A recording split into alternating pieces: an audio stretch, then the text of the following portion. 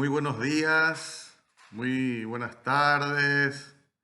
Seguramente que para algunos va a ser muy buenas noches, dependiendo del momento en que cada uno tenga su tiempo para dedicarle a las clases virtuales. Les saluda el profesor Sergio Lausecker con la asignatura Psicología de la Personalidad.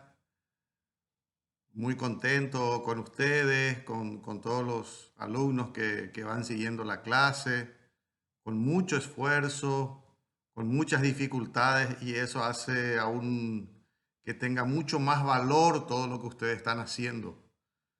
Y nosotros desde nuestra posición, orientarles, darle toda la fuerza para que puedan culminar bien este año.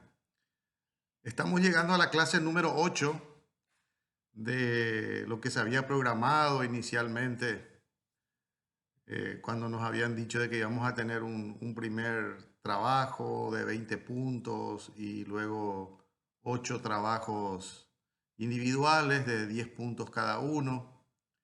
Y bueno, aquí estamos llegando a la clase 8.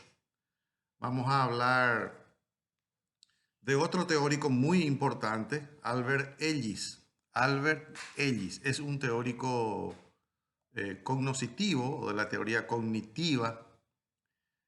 Y como vuelvo a reiterar lo que había dicho ya en las primeras clases, de que psicología de la personalidad se divide en dos grandes partes, ¿sí? La primera parte era cuando hablamos de lo que es personalidad, qué es temperamento, qué es carácter, cuáles son las características del temperamento, cuáles son las características del carácter, ¿sí? Cuáles son los elementos constitutivos de la personalidad. Toda esa parte, digamos, bien conceptual, conformaba la primera parte de esta asignatura. Y luego ya con Sigmund Freud, digamos, con la teoría del psicoanálisis, entramos en la segunda parte, ya comenzamos a ver diferentes tipos de teorías y de teóricos.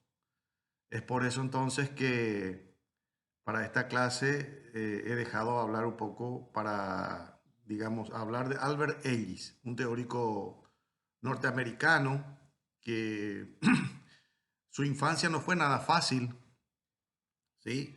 Su infancia la pasó en gran parte por, como él suele decir, por las calles, con padres separados, sufrió ciertos tipos de enfermedades durante su infancia y su niñez.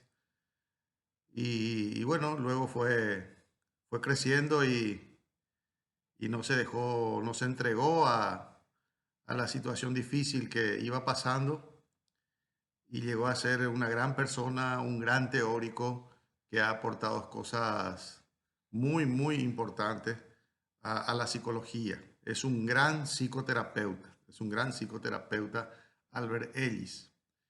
Albert Ellis tiene como, digamos, como su punto fuerte, la, las creencias irracionales que cada uno de nosotros nos vamos haciendo. Él es el creador de la terapia racional emotiva, ¿sí? A partir de ahora se van a ir acostumbrando un poco con las siglas TRE, TRE, que significa terapia racional emotiva. Ellis tiene un método terapéutico que él intenta descubrir las irracionalidades de nuestros pensamientos y con ello sanar aquellas emociones dolorosas, dramatizadas y exageradas que son consecuencias de nuestros esquemas mentales muchas veces distorsionados, ¿sí? Ellis parte de la hipótesis de que no son los acontecimientos los que nos generan los estados emocionales, ¿sí? Vuelvo a reiterar, él parte de la hipótesis de que no son los acontecimientos los que nos generan los estados emocionales, sino la manera en que interpretamos esas emociones, ¿sí? Por tanto, si somos capaces de cambiar nuestro esquema mental, seremos capaces también entonces de generar nuevos estados emocionales, quizás menos dolorosos y más acordes con la realidad. Por tanto, más racionales y realistas. A partir a partir de toda esta teoría y todo lo que él propone, surge nosotros vamos a comenzar entonces a trabajar con una guía que vamos a dar mucho hincapié a estas creencias irracionales de las que nos habla Albert Ellis, ¿sí? Entonces, van a encontrar una guía de trabajo y, por supuesto, un buen material, un rico material de apoyo elaborado para esta ocasión, que les vuelvo a reiterar, les pido que sigan lo que dice ese material acompañado de la guía de trabajo y no se van a perder en ningún momento, y tengo mucha fe en ustedes de que van a poder interpretar y van a poder aprender y entender algo más dentro de lo que es psicología de la personalidad. En cuanto a su biografía, siempre les pido algunos aspectos más importantes y resaltantes que mencionen de dicho autor.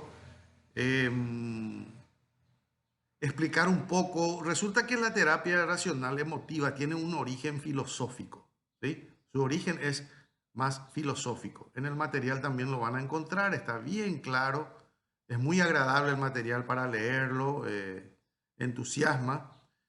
Entonces, explicar con sus palabras el origen filosófico de la terapia irracional. Por otro lado,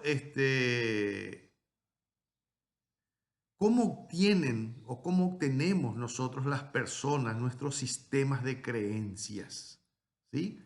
Entonces, eso también explicar un poco cómo obtienen las personas sus sistemas de creencias. Albert Ellis también nos habla del vínculo entre pensamiento y emoción, muy importante, muy importante. Él nos habla del vínculo entre el pensamiento y la emoción. Y lo que les pido para no volver digamos, para no volver a preguntar y repreguntar tantas cosas sobre el vínculo entre el pensamiento y la emoción, lo que les pido es entonces que una vez que ustedes hagan una buena lectura de esa parte del material, un buen resumen de los aspectos que a ustedes más les resulte significativo, ¿sí? Y luego van a encontrar al final del material las 11 creencias irracionales básicas que propone Albert Ellis. Entonces, ¿en qué va a consistir eso? Va a consistir en que ustedes lean, por favor, las 11 creencias irracionales, y lo que les pido inicialmente es que elijan una de ellas y explican cómo ustedes entienden, porque eso es lo que siempre a mí me interesa, cómo ustedes entienden, ¿sí? A mí no me interesa el copia y pegue, por algo ya tienen un material de apoyo, ¿sí? Y finalmente se presenta un cuadro donde él resume las 3 creencias irracionales básicas. O sea, las 11 creencias él las resume de la siguiente forma: con respecto a uno mismo, con respecto a los demás y con respecto a la vida o el mundo, ¿sí? Que son las 3 creencias básicas. Entonces, lo que les pido, lo que les voy a pedir y van a encontrar en el material es que la creencia con respecto a uno mismo tiene una idea irracional. Entonces yo lo que quiero que ustedes al lado me expliquen con sus palabras cómo entienden eso. Por otro lado, con respecto a los demás, entonces también tiene una idea irracional, y la vida o el mundo también tiene una explicación o una idea irracional. Y esos 3 explicar brevemente, ya se van a poder empapar cuando lean el material, y estoy seguro de que les va a gustar muchísimo. Les agradezco mucho la atención. mucha fuerza. Estamos llegando al final de esta parte y luego ya seguiremos con otra temática. A todos que pasen un buen día, una buena tarde y una buena noche. Saludos.